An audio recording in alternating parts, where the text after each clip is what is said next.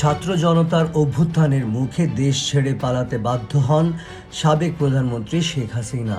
পতন হয় ১৬ বছরের আওয়ামী শাসনের। এরপর ৮ আগস্ট অন্তর্বর্তী সরকারের দায়িত্ব নেন ডক্টর মোহাম্মদ ইউনূস। নতুন সরকার গঠনের পরই ১৬ বছরের নানা অনিয়ম ও অব্যবস্থাপনার প্রতিকার চাইতে একসাথে ফুঁসে ওঠে নানা শ্রেণীর পেশার মানুষ, যার বড় ঢেউ লেগেছে দেশের তৈরি পোশাক শিল্পে। পোশাক শিল্পে শ্রমিকদের এই আন্দোলনে গাজীপুর ও সাভার সহ বিভিন্ন এলাকায় কারখানায় ভাঙচুর, অগ্নিসংযোগ ও লুটপাটের ঘটনা ঘটে।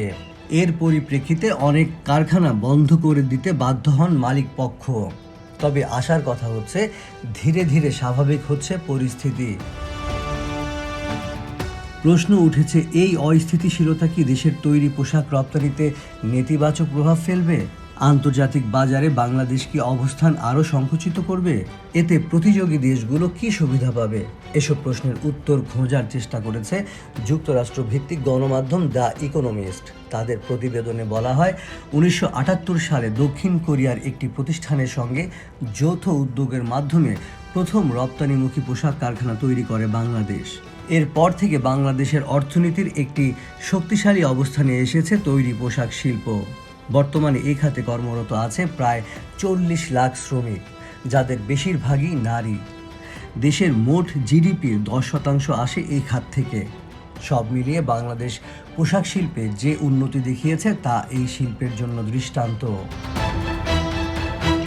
ছাত্রদের আন্দোলনে মাসব্যাপী ক্র্যাকডাউন চালিয়েছে শেখ হাসিনা সরকার। কার্যকর ছিল কারফিউর মতো কঠিন সিদ্ধান্ত।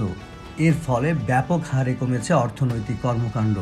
আন্দোলনের মুখে প্রধানমন্ত্রীর পদ থেকে শেখ হাসিনাকে ক্ষমতাচ্যুত করা হলেও এখনও অস্থিরতা বিরাজ করছে দেশ জুড়ে। অন্য অনেকের মতো দাবি আদায় করতে রাস্তায় নেমেছে তৈরি পোশাক খাতের শ্রমিকরা।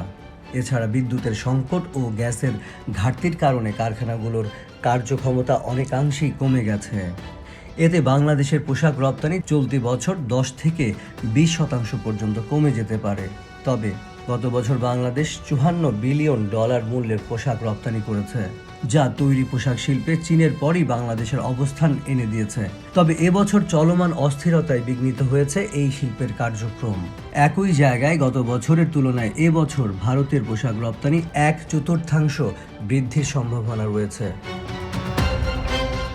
ভারতের তামিলনাড়ুর ত্রিপুরা শহর ভিত্তিক পোশাক উৎপাদনকারী ৫৪ মিলিয়ন বা $৫,৪০,০০,০০০ নতুন পোশাক উৎপাদনের কার্যাদেশ পেয়েছে।